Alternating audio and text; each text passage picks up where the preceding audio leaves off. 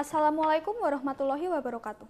Mosi kali ini, dalam negara pasca konflik, misal perang saudara, pergantian rezim, atau kolonialisme, Dewan ini percaya bahwa buku teks sejarah harusnya lebih fokus pada pengajaran historiografi bottom up dibanding dengan historiografi top down.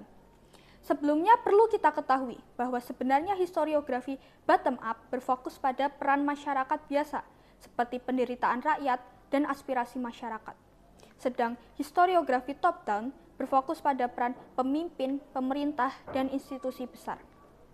Sehingga berfokus pada pengajaran historiografi bottom-up adalah pilihan yang tidak tepat dan kurang bijak.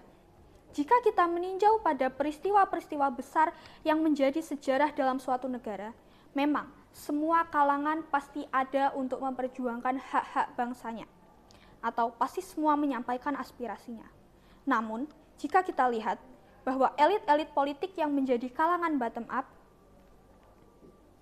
seringkali lebih mengerti, yang menjadi kalangan top down seringkali lebih mengerti dan paham apa yang menjadi titik konflik mereka atau peristiwa itu.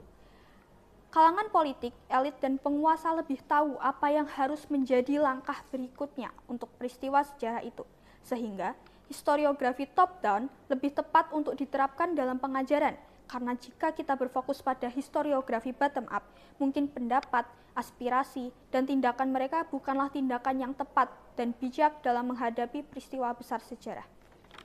Karena kerancuan informasi juga luasnya wawasan mereka sangat mempengaruhi jalan sejarah berikutnya. Mungkin wawasan mereka tidak seluas elit-elit politik. Di samping itu, jika kita ulas kembali sejarah yang ada, dahulu yang mendapat pendidikan formal atau memiliki kemampuan mengatur strategi serta berperan langsung atau berhadapan langsung dengan konflik negara yang ada adalah elit-elit politik atau kalangan top down. Sehingga ketika dijadikan sebagai penerapan historiografi, tentunya akan lebih tepat dan bisa menghindari kerancuan informasi. Tidak hanya itu, jika kita melihat kalangan-kalangan itu, pada akhirnya semua kalangan, mulai dari top down dan bottom up, adalah korban dari peristiwa besar seperti konflik. Seperti yang dikatakan tadi oleh tim pro, bahwa warga negara yang berada di negara pasca konflik masih memiliki trauma, kebencian, dendam, dan amarah. Saya setuju dengan itu.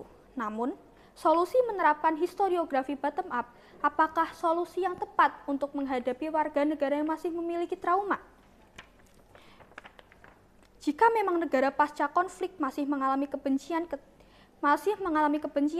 ketika kita menjadikan historiografi bottom up menjadi fokus historiografi utama di negara pasca konflik itu, bukankah amarah mereka akan semakin mencuat, akan semakin menggebu? Karena isi historiografi bottom up pasti menyorot keadaan kalangan masyarakat bawah seperti penderitaan-penderitaan yang mereka lalui. Ketika seorang yang menjadi warga negara di negara pasca konflik membaca historiografi bottom up dan membaca apa yang dulu menjadi penderitaannya sendiri, teman, bahkan keluarga, pasti trauma, amarah, dan kebencian itu akan semakin mencuat. Jika dikatakan oleh tim pro bahwa historiografi bottom up bisa mengurangi konflik horizontal secara tidak langsung, apakah memang seperti itu? Mari kita ulas apa yang saya katakan sebelumnya, bahwa ketika orang yang berada di negara pasca konflik memuncak rasa emosionalnya, mereka akan mulai berpikir, sebenarnya apa peran kalangan top down sampai-sampai ia temannya, bahkan keluarganya harus mengalami penderitaan yang sangat meninggalkan trauma itu. Namun, ketika kita menjadikan historiografi top-down menjadi penerapan dan fokus di negara pasca konflik, mereka akan menyadari dan setidaknya tahu peran-peran elit politik dan penguasa dalam memperjuangkan hak-hak bangsa mereka.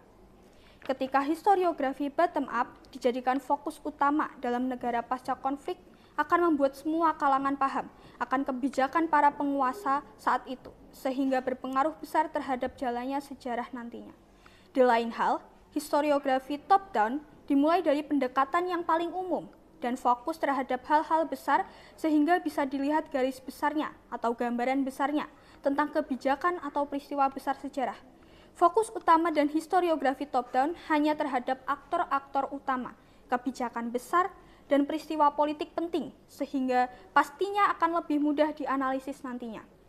Kesimpulannya, bahwa penerapan historiografi bottom-up tidak mengurangi konflik horizontal secara efektif seperti yang dikatakan oleh tim pro tadi.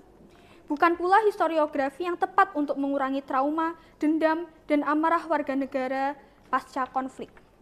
Solusi yang dapat dilakukan adalah menerapkan historiografi bottom-up untuk mengurangi dendam dan amarah rakyat negara pasca konflik. Karena penerapan historiografi top-down akan membuat mereka menyadari bahwa negara, penguasa, dan elit politik sangat berpengaruh atas hak-hak mereka yang sudah ditegakkan. Selain itu, mereka juga bisa fokus pada garis besar sejarah agar tidak sulit dianalisis dan tidak terjadi kerancuan sejarah nantinya. Fokus pada perjuangan yang dilakukan aktor utama untuk menghindari kerancuan sejarah. Sekian dari saya, terima kasih.